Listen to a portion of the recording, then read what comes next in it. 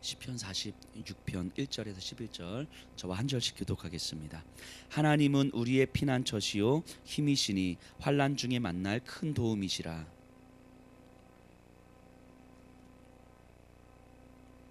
바닷물이 솟아나고 뛰놀든지 그것이 넘침으로 산이 흔들릴지라도 우리는 두려워하지 아니하리로다.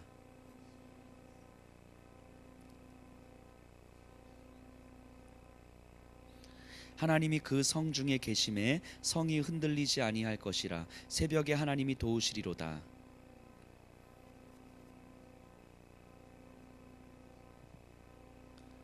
만군의 여호와께서 우리와 함께 하시니 야곱의 하나님은 우리의 피난처시로다.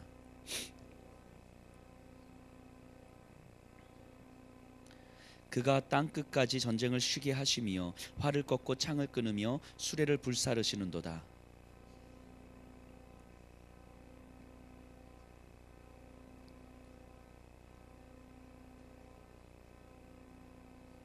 함께 고백합니다. 만군의 여호와께서 우리와 함께 하시니 야곱의 하나님은 우리의 피난처시로다. 아멘. 감사합니다.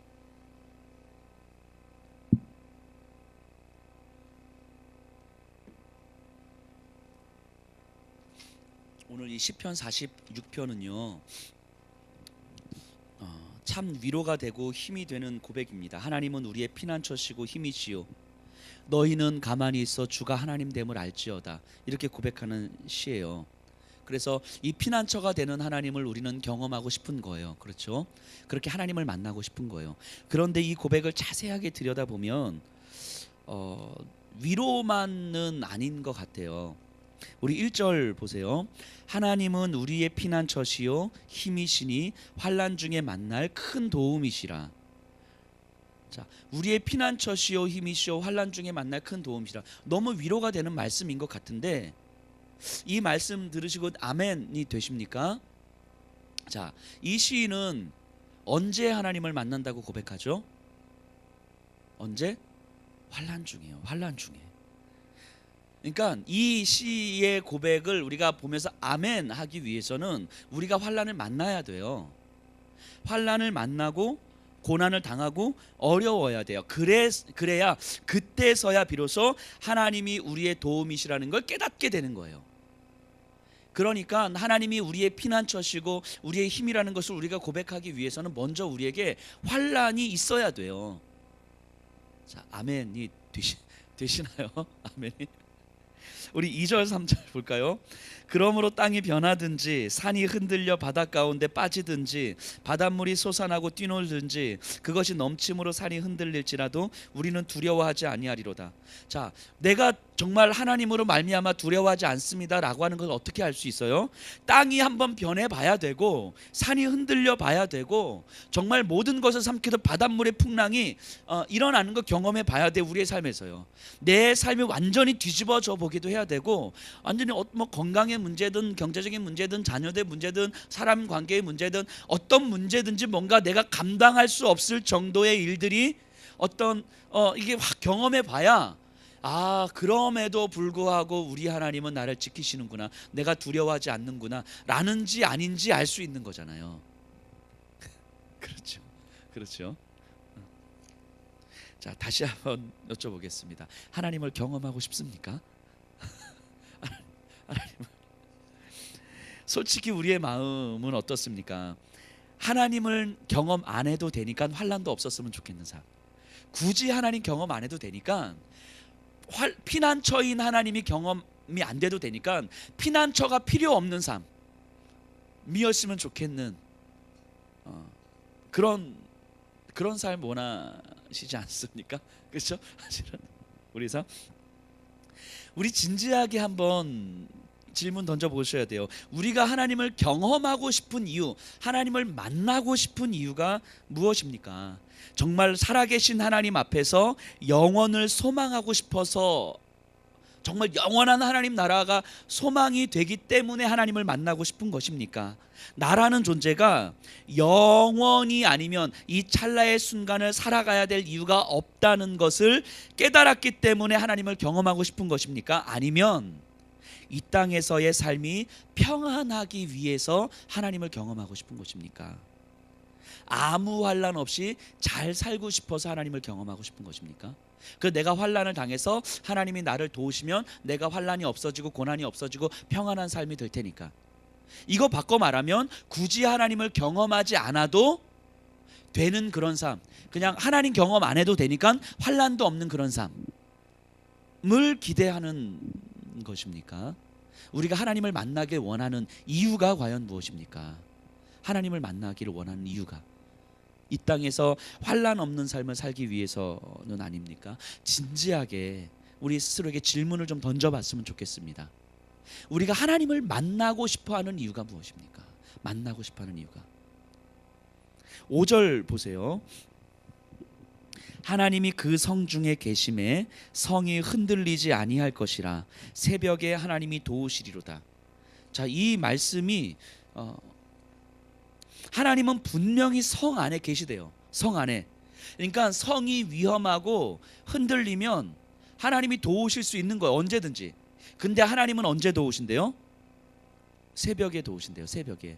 새벽은 어떤 의미냐면 한참 밤이 깊어서 그 밤이 끝날 즈음인 거죠. 그러니까 성경에서 구약에서 새벽 이야기하면 환란이 가장 깊은 환란이 이제 막 지나고 있는 그 최고치에 이르렀을 때예요. 환란이 최고치에 이르렀을 때. 그래서 이제 곧 새벽을 기다려야 되는, 하지만 새벽이 언제 올지 모르는 그때. 그러니까 하나님이 새벽에 도우신다는 말은 환란은 환란대로 다 경험하게 하시고, 고난은 고난대로 다 경험하게 하시고, 힘겨움은 힘겨움대로 다 경험하게 하시고, 그리고 나서 새벽에 도우신대요. 하나님은. 근데 하나님은 어디 계셨다고요? 성 안에 계셨다고요. 성 안에 계시는데 하나님은 잠자코 계시는 거예요. 상이 얼마나 힘든지, 성 안에 있는 하나님의 백성들이 얼마나 힘겨워하고 있는지, 눈물 흘리고 있는지, 고난당하고 있는지, 그래서 하나님은 얼마나 원망하고 있는지 하나님은 지켜보고 계시는 거예요. 그냥 성 안에서. 그리고 침묵하고 계시다가 새벽에 하나님께서 도우신대요. 새벽에 하나님께서. 예수님께서 제자들과 배를 타고 가십니다. 근데 배 아래에서 예수님이 주무시고 계세요. 풍랑이 일어납니다. 배가 막 뒤집힐 것 같아요. 제자들이 막 난리가 납니다. 죽을 것 같아요. 그 배 안에 분명히 예수님 계셨거든요. 그 배 안에 예수님은 분명히 제자들을 도우실 수 있는 분이셨어요. 그런데 배 안에 계셨는데 아무것도 안 하시고 있는 거예요. 그냥 주무시고 계시는 거예요. 제자들은 지금 난리가 났어요. 사냐 죽느냐의 문제 앞에서 난리가 났어요. 그래서 막 찾을 수 있는 걸 다 찾았습니다. 흘릴 수 있는 눈물은 다 흘렸을 거예요. 그래서 답이 없자 정말 예수님을 막 깨웁니다. 주님 이렇게 주무시면 어떻게 합니까? 그러자 그때서야 주님이 일어나셔서 바다야 잠잠해라. 그러니까 잠잠한 거예요. 주님이 그 안에 계셨거든요.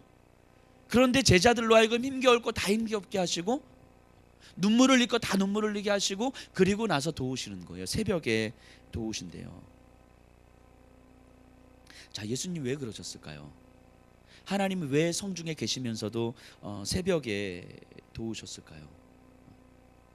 중요한 건 하나님을 만나는 것이 환란이 있느냐 없느냐의 문제가 아니라는 거예요. 하나님을 만나는 것이 환란이 있느냐 없느냐의 문제가 아니라는 거예요. 하나님 만나면 환란이 없고 하나님 안 만나면 환란이 있고 이런 문제가 아니라는 거예요. 하나님과 함께하는 것의 의미가 무엇인지를 우리에게 알려주시는 거예요. 자, 하나님을 믿는다는 것, 하나님이 우리와 함께 하신다는 것의 의미가 무엇입니까? 그 의미가 질문이 너무 유치해서, 자, 하나님이 우리와 함께 하신다는 것, 그것을 내가 믿는다는 것의 의미가 뭐예요? 그 하나님은 이 땅을 창조한 하나님이시고 영원한 하나님이시고 거룩한 하나님이시고, 그 하나님 앞에서 나는 먼지만도 못한 초라한 존재라는 걸 깨달은 거예요. 하나님이 나와 함께 하신다는 건 나라는 존재가 정말 아무것도 아니라는 것을 깨닫는 거예요. 그런 내가 환난을 당한다 한들 그게 무슨 의미가 있겠냐고요. 먼지만도 못한 내가 그냥 영원한 지옥 형벌에서 죽을 수밖에 없는 그런 내가 이 땅 가운데서 건강의 위협을 당하는 것이 그게 무슨 의미가 있냐고요. 그러다 죽는 게 무슨 의미가 있겠냐고요. 그 하나님 앞에 내가 너무너무 초라하고 먼지만도 못한 나라는 걸 깨달으면 그 환난을 당한다는 게 그게 무슨 의미가 있겠냐고요. 무슨 의미가. 그 환난에서 살아나서 어려움 가운데서 회복돼서 평안한 삶을 유지하는 게 그게 무슨 의미가 있겠냐고요. 그 하나님을 깨닫고 그 하나님 앞에서 내가 먼지와도 못한 존재라는 걸 깨닫게 된다면 그 환난이라는 게 무슨 의미가 있겠냐고요. 그 평안함이라는 게 무슨 의미가 있겠냐고요. 하나님이 나와 함께 하신다는 것, 그것의 의미를 알아야 되는 거죠. 그것의 의미를.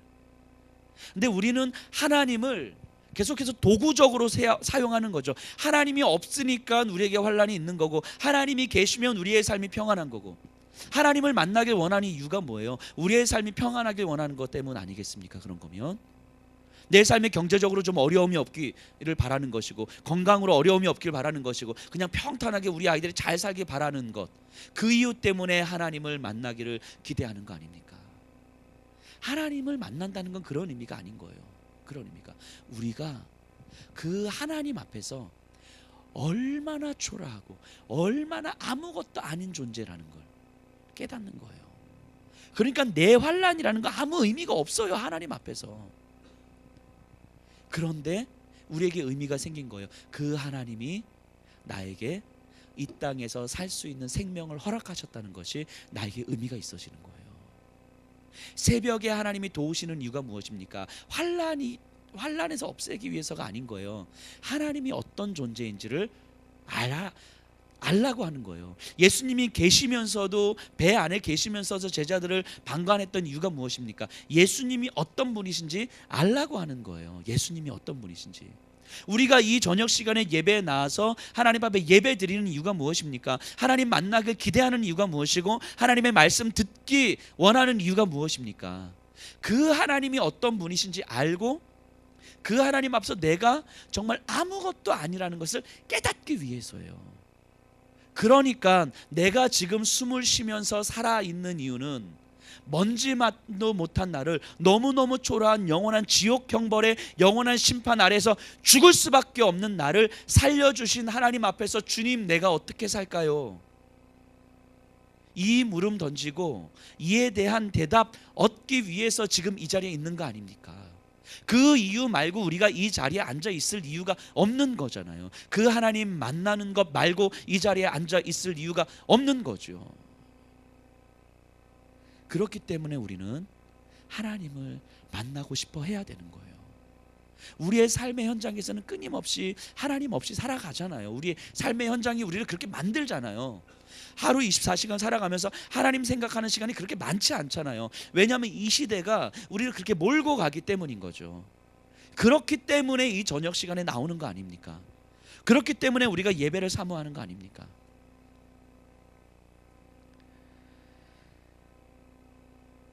예수님이 십자가에서 죽으실 수 있었던 이유가, 예수님이 십자가에서 죽으실 수 있었던 이유가 이 정말 하나님 부르짖으면 이 십자가의 형벌에서 나를 다시 살려주시겠, 이런 거 아니잖아요. 아니 삶을 포기해서 그냥 이러다 죽고 말지 뭐 이런 거 아니잖아요. 그 십자가의 죽음이 결국 하나님과의 만남의 자리라는 것을 확신했기 때문인 거죠.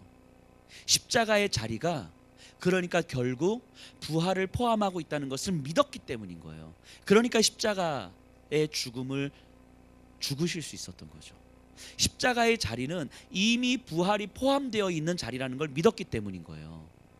그러니까 십자가의 자리에 있을 수 있는 거죠. 십자가가 쉽고 편하다 이런 얘기가 아니에요. 어렵고 힘겹고 피하고 싶은 환난이에요. 하지만 그 십자가의 자리에서만 부활을 경험할 수 있기 때문인 거예요. 하나님을 경험할 수 있기 때문인 거예요. 생명을 경험할 수 있기 때문인 거예요. 그러니까 환난보다 더 중요한 것이 있다는 것을 믿는 거예요. 내가 고난당하는 것보다 더 중요한 것이 있다는 것을 믿는 거예요. 그래서 예수님은 십자가에서 죽으시는 거예요. 근데 오늘날 우리는 이렇게 살아갈지도 모르겠습니다. 부활은 없어도 좋으니 십자가의 죽음도 경험하지 않았으면 좋겠는 거. 부활을 경험하지 않아도 좋으니 십자가의 죽음도 없었으면 좋겠는 삶을 사는 것. 그게 이 땅이 전부인 것처럼 사는 거잖아요. 이 땅에서 좀 평안하게 살면, 이 땅에서 내가 누릴 수 있는 것을 누리면서 살면 전부인 것처럼. 그렇기 때문에 십자가의 환난을 피하면서 살아가는 거죠. 우리 8절 9절 볼게요. 와서 여호와의 행적을 볼지어다. 그가 땅을 황무지로 만드셨도다. 그가 땅 끝까지 전쟁을 쉬게 하시며 활을 꺾고 창을 끊으며 수레를 불사르시는도다. 하나님 근데 분명히 선포하시는 거, 하나님은요 더 이상 환난과 고난이 없는 그런 삶, 전쟁을 그치게 하는 그런 삶을 허락하실 거라고 선포하시는 거예요. 더 이상 너희들의 삶에 환난이 없을 것이다. 너희들의 삶에 고난이 없을 것이고 너희들의 눈에서 더 이상 눈물이 없을 거라고 약속하시는 거예요. 그리고 그 약속을 믿는 우리가 그 하나님을 소망하면서 이 땅에서 눈물을 흘리면서 사는 거죠. 이 땅에서 눈물 흘리면서 살 때에 우리 주님이 우리의 눈물을 닦아주시면서 더 이상 눈물 없는 그 삶을 우리에게는 허락하실 거예요. 그것을 소망하기 때문에 이 땅에서 우리가 인내하면서 우리의 욕망을 절제하면서 살아가는 거죠. 우리가 그 하나님을 만나기 때문에. 지금 우리가 사는 삶 솔직히 힘들잖아요. 하나님을 따르는 삶 힘들어요. 근데 솔직히 말하면 하나님을 따르지 않고 사는 삶도 힘들어요. 신앙 없이 사는 삶도 힘들잖아요. 단지 마약처럼 당장은 안 힘들고 당장은 즐길 수 있는 삶을 사는 것뿐이지 사실은 힘든 거잖아요. 힘든데 힘든 걸 잊어버린 채 살려고 몸부림치는 것뿐인 거죠. 신앙이 없이 살아도 힘든 건 매한가지예요. 하지만 하나님을 믿고 신앙을 갖고 살아가는 건 힘들지만 그 힘겨움보다 훨씬 더 큰 가치가 있다는 것을 소망하기 때문에 힘겨움을 넘어설 수 있는 거, 이에 인내할 수 있는 거 아니겠습니까? 하나님이 우리를 그렇게 도우시는 거 아닙니까? 그것을 바라면서 사는 거 아니겠습니까? 그래서 우리 10절 보세요. 10절 이르시기를 너희는 가만히 있어 내가 하나님 됨을 알지어다. 내가 문 나라 중에서 높임을 받으리라. 내가 세계 중에서 높임을 받으리라 하시도다. 너희는 가만히 있어 내가 하나님 됨을 알지어다. 자, 이 말 누가 한 말이죠? 누가 한 말입니까? 홍해바다 앞에서 모세가 했던 말이죠. 홍해바다 앞에서 앞에는 바다요, 옆에는 가파른 절벽이요, 뒤에는 애굽 군대가 쫓아오는 사면초가 속에서 이스라엘 백성들조차도 모세를 원망하고 멱살 잡고 쌍욕하고 모세를 막 쥐어 흔들고 있는데, 그래서 이 상황에서 모세가 할 수 있는 것은 정말 아무것도 없고 스스로 그냥 내가 혼자 홍해바다에 빠져 죽으면 가장 쉬운 선택인 그런 상황 속에서 모세가 하나님 앞에 무릎 꿇었을 때, 그리고 하나님께서 모세에게 뭔가 말씀하셨을 때 답이 없는 상황 속에서, 완전한 절망의 상황 속에서 모세가 외치는 말이에요. 너희는 가만히 있어 주가 하나님 됨을 알지어다. 그리고 하나님께서 모세에게 말씀하시죠. 너는 지팡이를 들어서 홍해 바다를 향해서 내리쳐라. 내리쳤을 때 어떤 일이 벌어집니까? 홍해 바다가 갈라지는 거예요. 이거죠, 이거. 이 환란이 넘어서는 게 환란이 없어지는 삶이 아닌 거예요. 그 상황에서 하나님을 경험하는 거예요. 하나님을 경험하는 거. 홍해 바다를 창조하신 하나님을 경험하는 거예요. 그러니까 홍해 바다 또한 요단강의 앞을 가로막고 있어도 더 이상 요단강 앞에서 벌벌 떨지 않는 믿음이 형성되는 거예요. 그게 하나님을 경험하는 거예요. 환란이 두려운 것이 아니라 환란 가운데서 하나님을 만나지 못할 것이 두려운 거예요. 이 땅 가운데서 환란이 없는 삶을 바라는 것이 아니라 아무 환란이 없어도 하나님을 만나지 못하는 삶이 두려운 거예요. 홍해 바다를 창조하신 하나님을 만나지 못하는 삶, 요단강을 창조하신 하나님을 만나지 못하는 삶이 가장 두려운 거예요. 그 한가운데서, 환란 한가운데서 하나님을 만났을 때에 환란이고 아니고는 더 이상 아무 문제가 없는 거예요. 하나님 앞에 서면, 창조주 하나님 앞에 서면 아무 문제가 없는 거예요. 그렇기 때문에 우리는 하나님 앞에 서기를 구하는 거예요. 소망하는 거예요. 주님 제발 저 좀 만나 주십시오. 주님 제발 저 좀 만나 주십시오. 주님, 제가 홍해바다 앞에 있는 모세입니다. 사면초가입니다. 할 수 있는 길이 아무것도 없습니다. 주저앉아 있습니다. 주님 저 좀 만나 주십시오. 그래서 주님 딱 만났을 때에 여기 계신 분들의 입술을 통해서 이제 선포됩니다. 환경을 향해서 선포되는 거예요. 너희는 가만히 있어 주가 하나님 됨을 알지어다. 이 선포가 우리들의 삶의 현장 가운데 있기를 간절히 소원합니다.